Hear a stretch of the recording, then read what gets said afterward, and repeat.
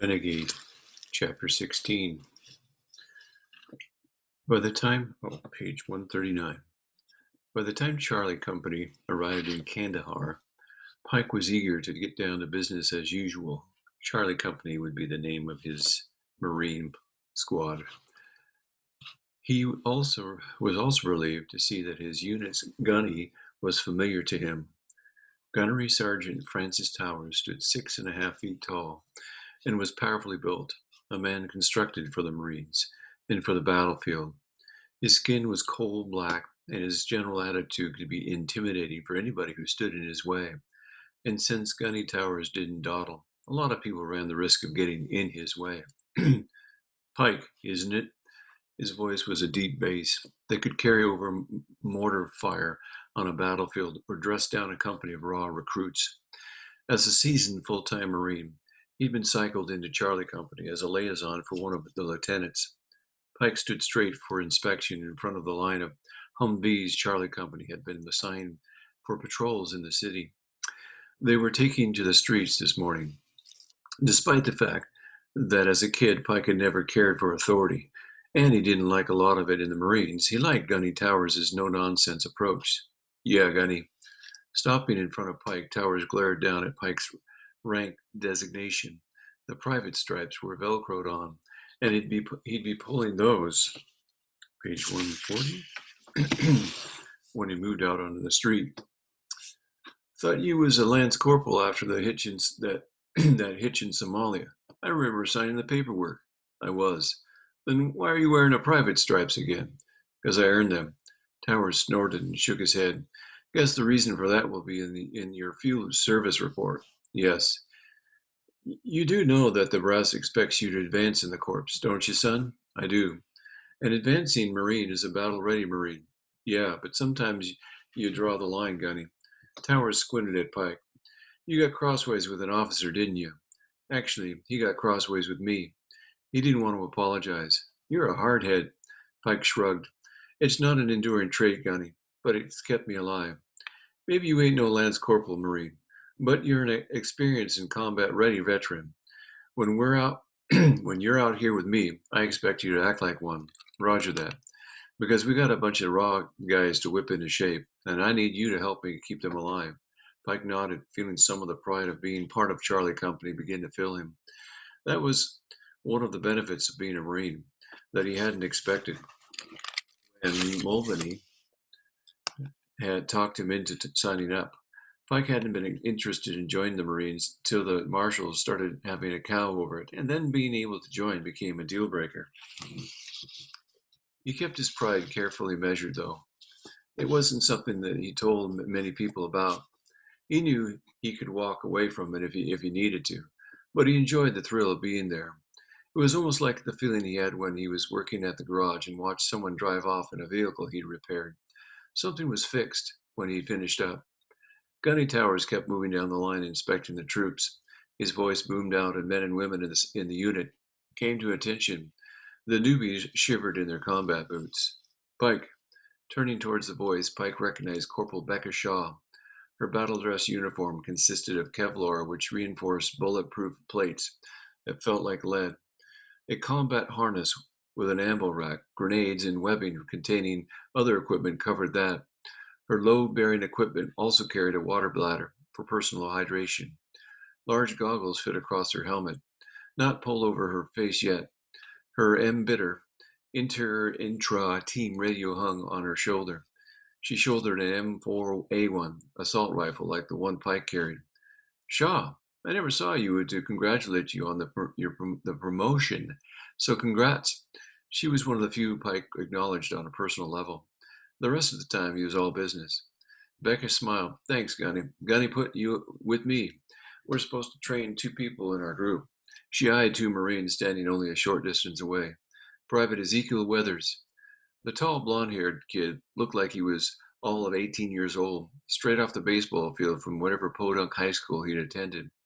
His cheeks were tan, but too smooth to have much beard growth. Nervous tension tightened his jaw, edgy alertness quivered in his blue eyes.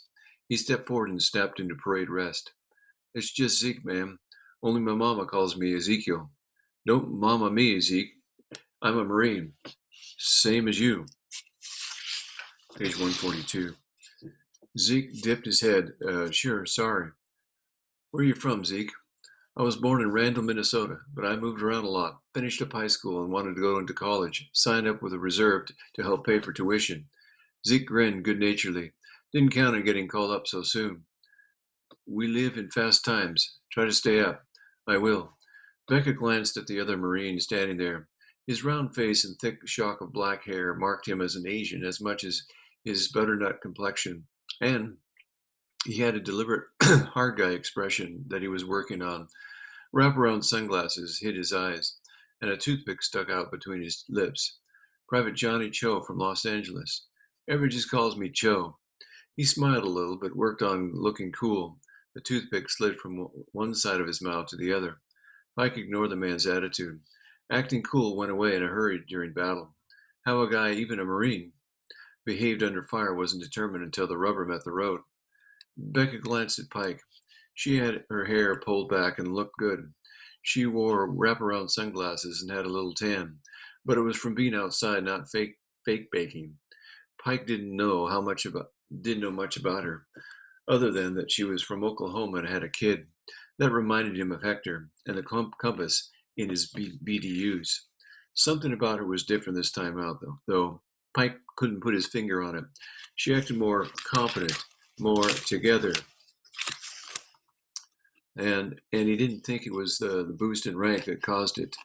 We've been assigned to a two-man teams. We're supposed to sweep the city, look for tangos, and otherwise present a presence to shore up the local Afghan National Police. Pike didn't say anything. The assignment was at what he expected. He wasn't a big fan of the ANP. Most of the local militia guys still weren't trained well enough to keep themselves alive against everything the Taliban and Al-Qaeda threw at them.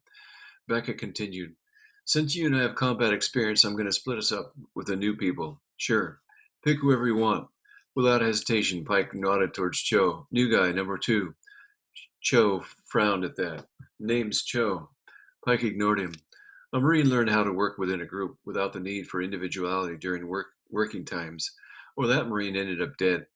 It had been the same way in the group home. Somebody went along to get along. That was just how things worked. Downtime was different. Becca called the new guys in for a radio check, which Cho again resented. Hey, we got this, Shaw. This isn't the first time we've been on the maneuvers. Becca faced the man directly. It's your first time in the sandbox, and it's your first time working under my lead. So it is your first time. Got that? Otherwise, I'll check to see if they need another Marine on the mess detail. That can be your first day here, if I say so. Nostrils pinching, Cho dipped his chin. First time. Got it. Good. Becca nodded towards Pike. You move when he says move. You do that, you may end up intact at the end of the day. Cho nodded, but he wouldn't look at Becca. Okay, Marines, let's saddle up. Pike turned and headed towards one of the Humvees. Cho moved, 144, more quickly, and headed for the driver's seat. Pike growled, don't even think about it. Cursing beneath his breath, Cho altered course. Pike slid into the driver's seat and adjusted it for legroom. Cho took his helmet off and started to place it on the floorboard.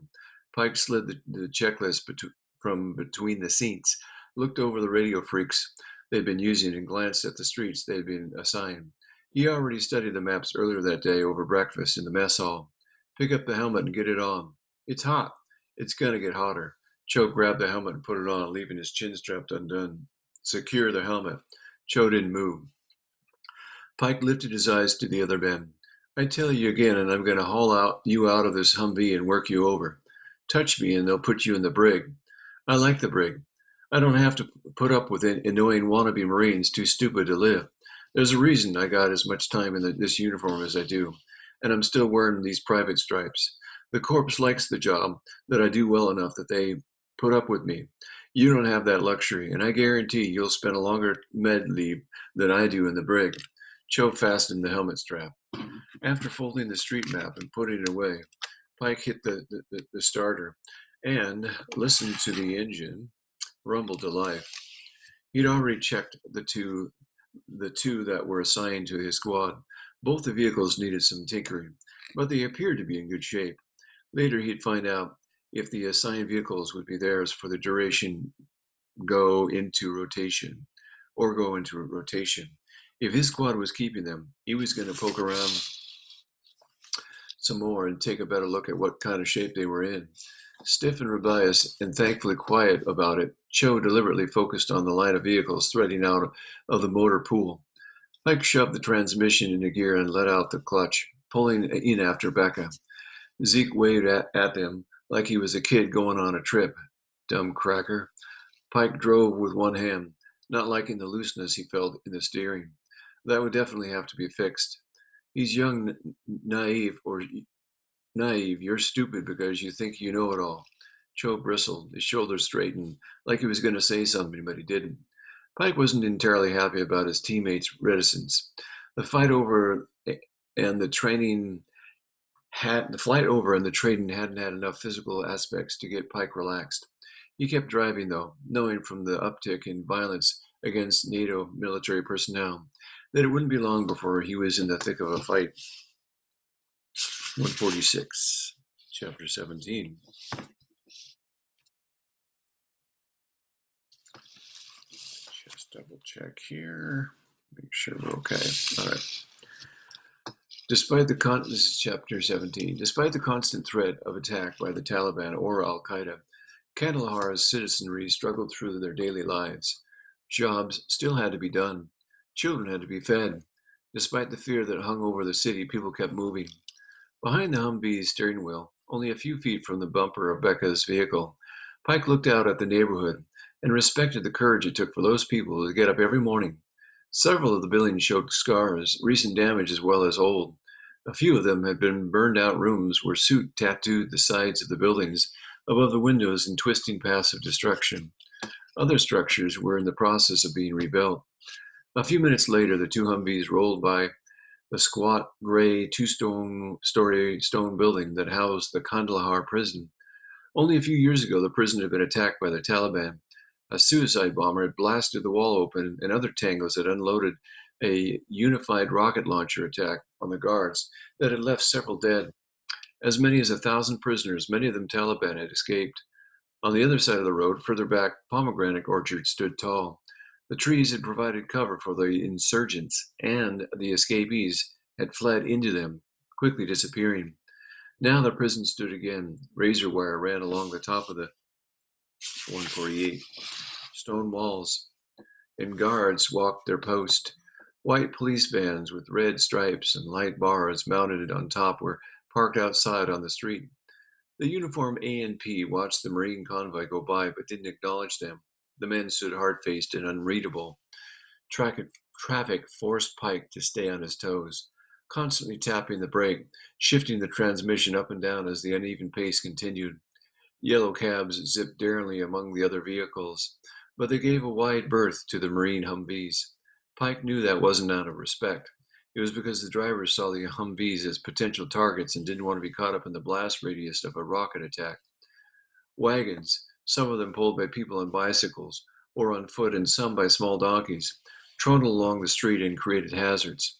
Several of the wagons were loaded with goods, including poultry and other livestock, and more people rode refurbished bicycles or scooters. Several minutes later, the Marines reached the market area, and Pike's senses went to full alert. In a crowded street, the Marine vehicles were most vulnerable to attack. Vendors had set up alongside the street under canvas tarps that had hung from the bombed-out buildings behind them. Sticks held the tarps at an angle and provided some shade from the hot morning sun. Despite the heat, men wore traditional clothing that covered their bodies, and many of the women wore burqas. Women remained a target for the Taliban. Shoppers pored over fruits and vegetables, chickens and goats, and racks of clothing.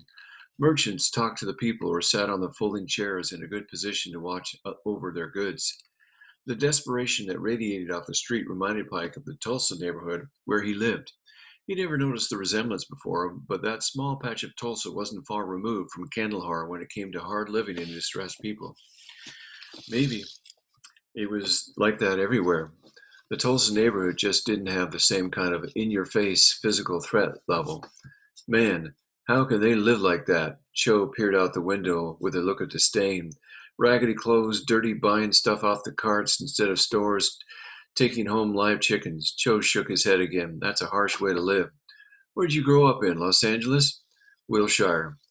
Next door to Koreatown. Pity had wanted to see California. He and Pike had done business there for a time, till things got crazy with the Mongols. Yeah, but I never went to Koreatown except to sightsee. Cho shook his head. Old people with old ways live there. My grandparents lived there for a while. Then they got out and bought a laundry. My old man went to college and became a stock trader. He stayed around Wilshire because my grandparents lived there. But we have a nice house, swimming pool, guest house. We have a nice house. Pike smiled at that. Joe wasn't even out of his parents' house yet. These people don't live in nice houses because they can't afford to, and because nice houses tend to be a tango target. Probably a lot of these people you see out there are squatting somewhere, an alley, a condemned building, getting by day to day and hoping that they don't get caught up in a crossfire between Taliban and Al Qaeda, the AMP or us, or get slammed by a bomb blast that was aimed at someone or something else. A man and his wife each carrying a child hurried across the street, and then traffic came to a standstill. Ahead, Becca braked for them, allowing the couple time to cross with their kids. If I had to live like this, I'd move. And go where? Pike shifted as they got underway again. He tried to swallow his instant anger he felt at the younger man, reminding page 150 himself that Cho hadn't seen much of the world. Cho looked out the window and shrugged. I don't know, someplace other than here. Else isn't home, and a lot of the country is worse than here. In some ways, moving in Afghanistan was a lot like moving from foster home to foster home. No matter where a displaced kid in the system went, it would never be home. Then move to a different country. They got to think of their kids. Ain't that easy? How do you suppose they'd get their papers? I just got here. I don't have all the answers. Have any answers? They've been here all their lives. They don't have any other answers either. Until they get them, they still have families to feed. Don't you look down on them just because they're struggling. You don't have that right. Stung, Cho looked back out the window. Pike turned right at the corner, following Becca. Looking at Cho's profile, Pike felt a little sympathy for the younger man, but mostly he knew that Cho needed instruction. It was kind of like helping Hector with his math homework, only Cho didn't want the education. So instead of blaming these people, shut up and pay attention. Staying alive may depend a lot on what you learn and how fast you learn it. Cho didn't say anything, but he gave a slight nod. Movement on the left side of the street caught Pike's attention. Adrenaline surged through his body and his senses went into high alert. When he saw a man dressed in a turban and wearing a dirt-stained shalwar kameez lift a long tube from a cart pulled by a donkey. Small chicken coops filled the cart, stacked as tall as the man who pulled the rocket launcher to his shoulder. Pike hit the radio. Becca, rocket arm tango at 9 o'clock. Then he reached for his M4A1 as Cho came alive beside him. Cho started to get out of the Humvee. Leaning through the window, Pike leveled the assault rifle. Stay in the vehicle, kid. Ahead, Becca's Humvee was mired in traffic, pinned by the press of human bodies and other vehicles. Becca's voice remained surprisingly calm. I don't see him, Pike. Get out of there. With the iron sights resting on the man with the launcher, Pike started to pull the trigger, and then had to hold up as a young Afghan male stepped into the line of fire and the tango moved behind a row of chicken coops. Pike cursed, but held his target, tracking through the poultry and pins. I don't have a confirmed shot. Becca cut her wheels hard to the right and barreled into an old sedan, shouldering the smaller vehicle to the side. Metal screamed as the vehicles traded paint, but the Humvee slid through. The rocket leaped from the launcher, spitting out a black contrail as it spun towards the Humvee. Instead of hitting the Marine vehicle, though, the warhead slammed into one of the bright yellow cabs that chose that moment to dodge out around stalled oncoming traffic. The cab caught the rocket in the right wheel. The RPG operator obviously wasn't greatly skilled with his weapon of choice. The resulting explosion shredded the cab's wheel assembly and overturned the vehicle into Becca's Humvee. Trapped between the lines of buildings on both sides of the street, the sound of the explosion rolled over the immediate vicinity with thunderous force. Some people ran, but others threw themselves onto the ground. With the tango in full view now, Pike held the rifle steady and put 2 quick rounds into the man. Scanning the neighborhood, Pike switched over to the base freak. Indo, dispatch, this is Indo 9. Request backup. We've been hit by a tango attack. Roger that. Indo 9, are you operational? Affirmative. Page 152. How many tangos? Confirm that. Can't confirm that. A man pushed himself up off the ground, 30 feet from Pike's Humvee. The guy was young, only in the beginning of a beard on his face, probably just into his teens. He stared hard at Pike and lifted a pistol. The young man's voice was hoarse, filled with hate and fear. Allah Akbar! Pike reached for Cho, wrapping a hand behind the other Marine's head and shoving him down as he ducked as well. A short, rapid torrent of bullets slammed into the Humvee, but thankfully none of them came through. Once the bullets stopped, Pike rose and shoved his M4A1's barrel through the open passenger window, lining up his shot. The young man tossed his weapon aside and took a small detonator from his clothing. He screamed louder as he ran towards the Humvee. Allah Akbar! Pike fired immediately, pumping 4 shots into the terrorist's center mass. Brass spun from the M4A1 and bounced inside the Humvee. Stumbling, the tango went down on one knee and pressed his free hand to his chest.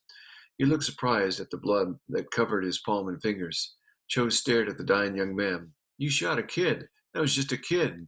Knowing the man was still a threat with the detonator, Pike fired again, wishing he had a heavier caliber with knockdown power. The final bullet caught the tango in the face, but not before he pressed the detonator. The bomb erupted in a wave of concussive force and shrapnel. I'm hit, I'm hit. Cho clapped his hand into his face and pulled it down to look at the blood now in his hand. Roughly, Pike grabbed the man's chin and swung his head around to survey the damage. A piece of shrapnel about the size of a thumbnail jutted from Cho's face. When Cho touched the metal to see how deeply it had gone, it fell away, leaving a puckered area that was already starting to swell and blister from the heat. Blood spatter was smeared across the side of the Marine's face. Turning his attention back to the street, Pike picked up his rifle again. It's not your blood. You're fine. Tentatively, Cho worked his jaw as if trying to convince himself that he was all right. Becca! Pike raked the street and immediately picked up more activity. 3 windows on the opposite side of the street suddenly sprouted rifle barrels. Gut clenching, realizing how vulnerable they were on the street, Pike lined up on one of the shooters as the man opened fire indiscriminately on the market. Squeezing the trigger, Pike bracketed the rifleman and put a trio of bullets into the man's chest before he fell back inside. Ahead, Becca's Humvee struggled to move forward, but the blast and the cab had knocked it up on 2 wheels. The tires on the right side screamed and rubber burned, giving off thick black smoke. The vehicle wasn't moving. A note of panic edged Becca's response. We're pinned. We can't move. Then hang on. I'm going to move you. Pike dropped his weapon between the seats, grabbed the steering wheel in both hands, and let out the clutch. He covered the distance between the 2 vehicles, leaning on the horn to get people moving out of the way. He lined up behind Becca's Humvee as bullets ricocheted from the buildings and the vehicles. Rounds tore through the Humvee's roof. At least one of the bullets caroomed off Pike's helmet, smacking him hard enough to dip his head. Lining up behind the other Humvee, he stomped the accelerator. Page 154. The bumpers met with a muffled clang and then continued to grind as Pike powered forward. Grudgingly, the trapped Humvee rolled.